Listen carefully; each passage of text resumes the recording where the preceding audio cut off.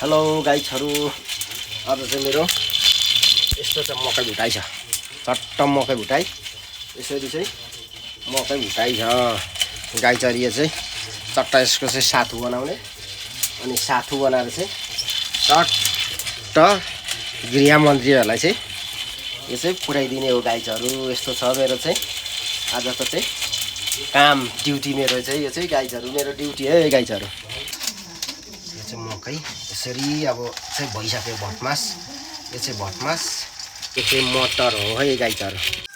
अब यो मेरो अघि भुट्दै गरेको यो चाहिँ मकै, अनि यो चाहिँ चना, यो भटमास, यो पनि भटमास मिक्स, अनि यो चाहिँ मटर। अब यिनीहरू चाहिँ एकैचोटि चाहिँ यसलाई चाहिँ पिसे पछाडि साथु बनाउने, अनि हर्लिक्सको काम गर्ने अर्ग्यानिक। यो चाहिँ हर्लिक्सको साटो चाहिँ यो चाहिँ खाँदाखेरि बिहान चाहिँ चियासँग खाँदा पनि भयो, खाजाको रूपमा लिने हो। यो चाहिँ अब यसरी खाँदाखेरि चाहिँ स्वास्थ्यवर्धक, स्वास्थ्यलाई पनि असर नगर्ने, स्वास्थ्यलाई पनि राम्रो हुने पोषणयुक्त खाना चाहिँ है गेडागुडीको चाहिँ अब यसरी टोक्नु सकिँदैन।